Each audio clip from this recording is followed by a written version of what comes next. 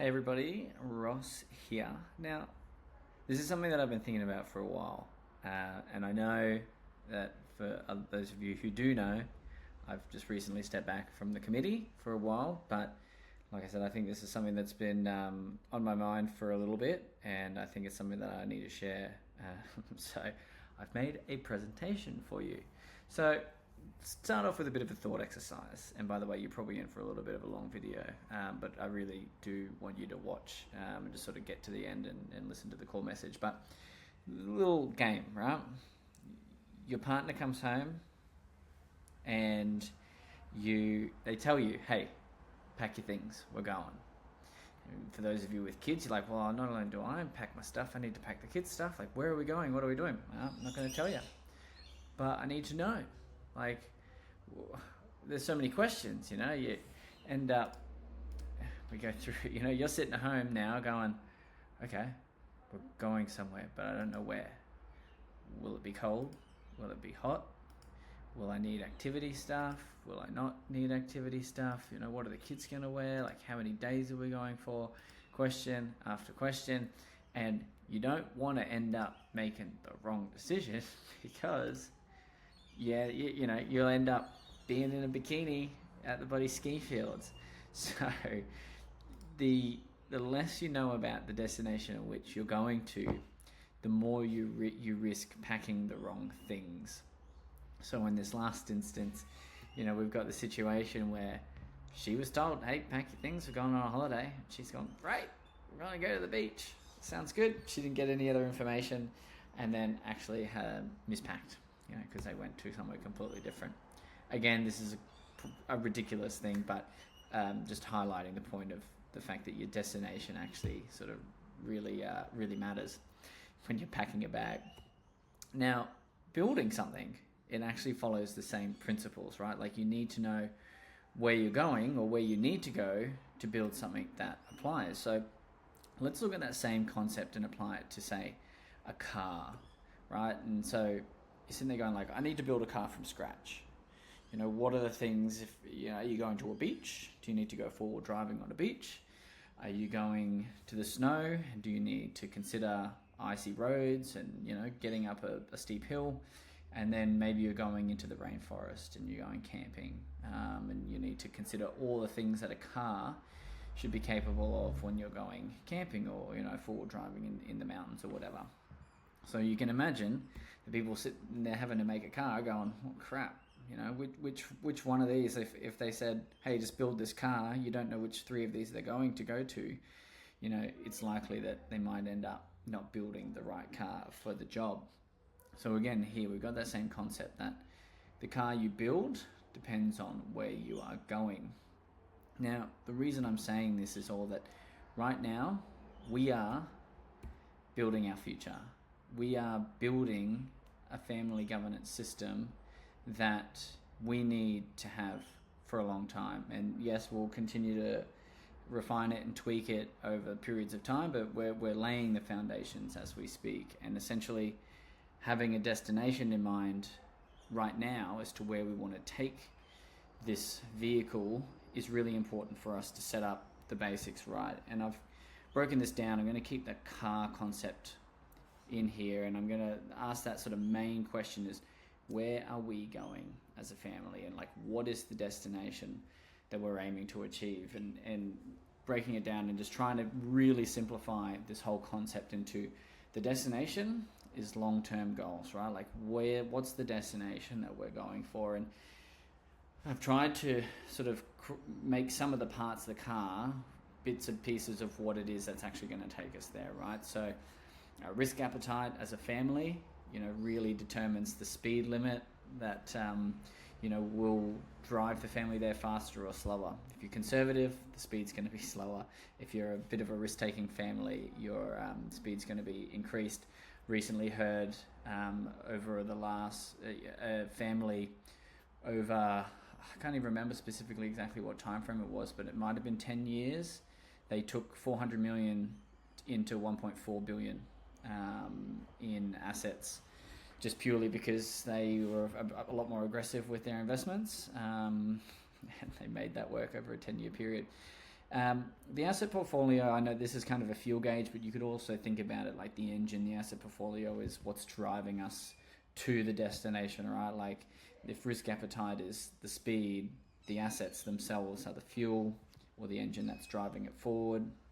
Legacy here is important in the sense that, it is something that's in the rearview mirror always. It's something that we're creating and leaving behind and sort of sits there. And the directed by our family purpose, this is true, but I'd also say this is the family committee, and to a degree it's, when we put it in that concept of the family committee, and also to a degree the family office, depending on the services that it provides. Now, the governance and policies sits in the middle here, and it's sitting in where the maps go, right? This is our map, and the policies provide direction in terms of how we go about reaching our destination. So you think about it in the sense that you're driving down a road and it says, turn left here. You as a driver go, well, it's only telling me to turn left there. I don't really have to. Likewise, we hear all the time people drive their bloody cars into the water because they follow their GPS blindly. We know we don't have to do that. We're not silly. And that's what policies allow us to do in this particular metaphor, is they're allowing us to go, you guys said you want to get to that destination. According to that, this policy says you should turn left. And then we sit there and go, yeah, okay, yeah, that sounds right. That's the policy we made and that's the destination we want to go to. We'll turn left. As opposed to, that might be at odds with it now. So think about policies and the governance structures as the sort of guiding principles that allow us to know what direction to take in order to get us to these long-term goals. So you're probably now thinking, what different destinations are there for a family office? Like, Ross, you're talking absolute garbage. So I've come up with 3 very simple, very basic examples to illustrate the point of what I'm talking about. And they're not mutually exclusive. They can be inclusive, they can be shaped, but they do highlight an element that you can't be everything and do everything, and it's important to create some sort of a destination when thinking about this. So a fair share fun fair. Let's look at this particular example to start with. So these guys say they want every family member, present and future, to have equal opportunities and access to family resources throughout their life. So this family values fairness, simplicity, and minimising intra-family conflict over money. So super simple and fair for everybody. Then you get the next guys, levelling up our legacy. They want to identify, mentor, and develop future leaders who will grow the family's influence, wealth, and legacy. So this family sees the family's office as a launch pad for purposeful leadership, not just passive income. So they're making a concerted effort to sit there and say, we want to use this vehicle as a way to grow our future generations and build leaders out of them.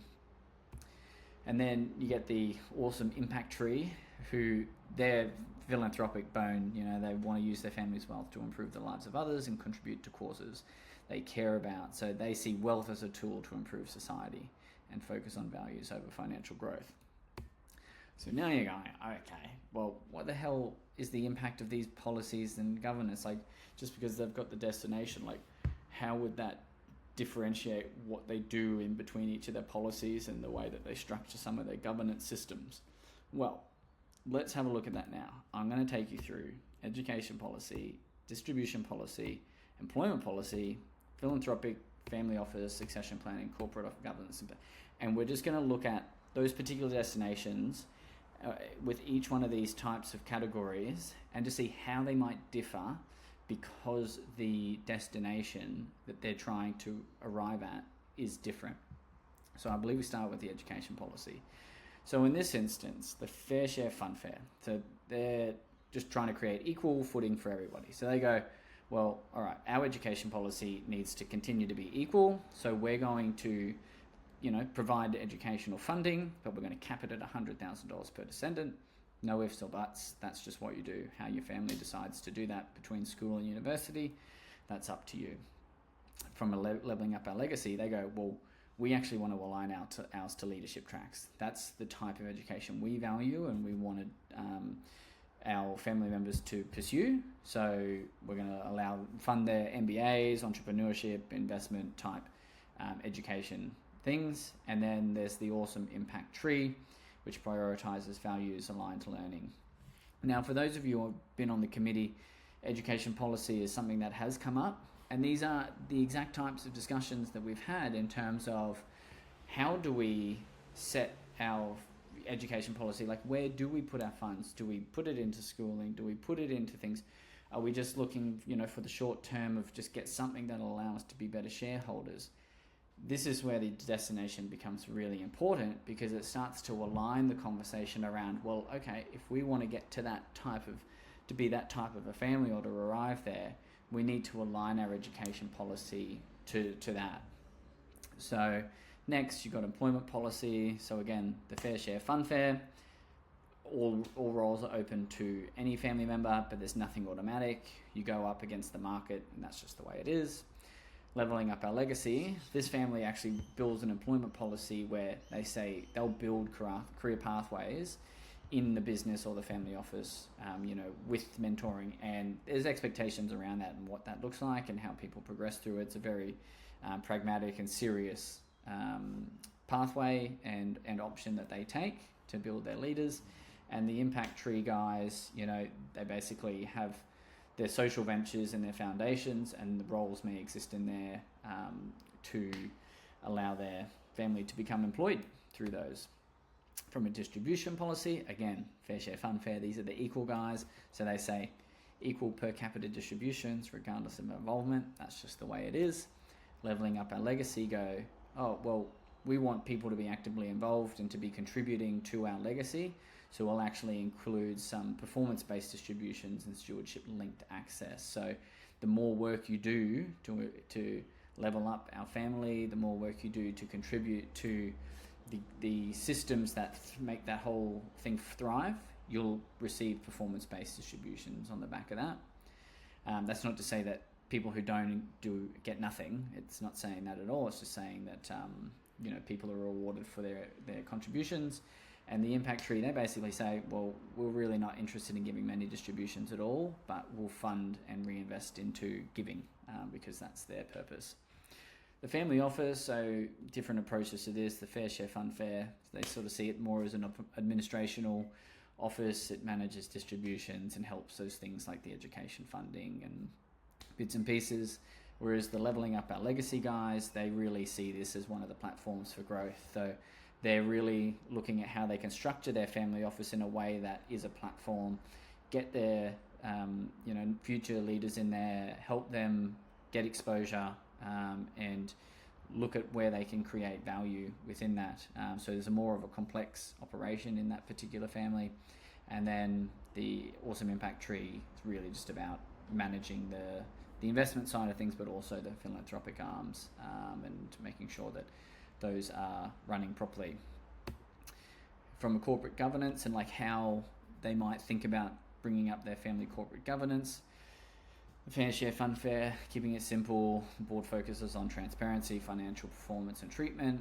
The family's not getting too involved because they want everything to be nice and easy and seamless. So a lot of their stuff is outsourced to experts. So the family's input is kind of minimal as long as they know that the investments are doing the right thing and everything. They're quite happy. Whereas the leveling up our legacy, again, this is very much trying to drive individuals coming through and using those structures as opportunities to learn. So they want and they seek active participation from the family, and they include things like the talent pipelines and decision-making roles specifically baked into their structures.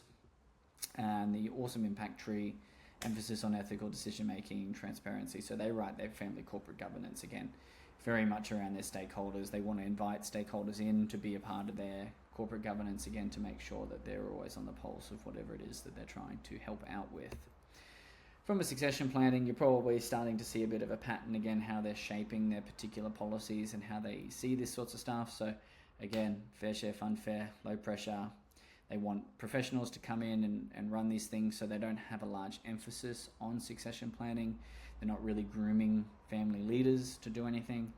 The leveling up our legacy guys, however, have clear leadership development tracks. They've got plans and plans and plans that make it very clear how a family member becomes involved and goes through a process that will allow them to be capable of taking on leadership positions within the business. And then the impact tree guys, again, the emphasis being on stewardship and then purpose-driven leadership. So they've got their philanthropic endeavors, their foundations, and there'll be plans within those individual charities that will allow them to get leadership exposure and to nurture them as individuals. The philanthropic policy, again, this is, you'll see, minimal from a fair share funfair perspective. The focus is really on supporting the family equally and fairly, leveling up the legacy. They may use this as a training ground, for leadership, values and public influence. So they may see this again as a bit of a tactical solution to allowing members of their family to gain the experience needed to do other jobs within the family office. And then the awesome impact tree guys, like this is central to their family strategy. So this would be well and truly built out in that particular destination. The family investment policy. So fair share funfair, these guys are all about the preservation of wealth. It's all generally quite a passive exercise, just focusing on providing the family with their fair share, and so therefore lower risk. The leveling up our legacy guys, they may have a higher tolerance for risk.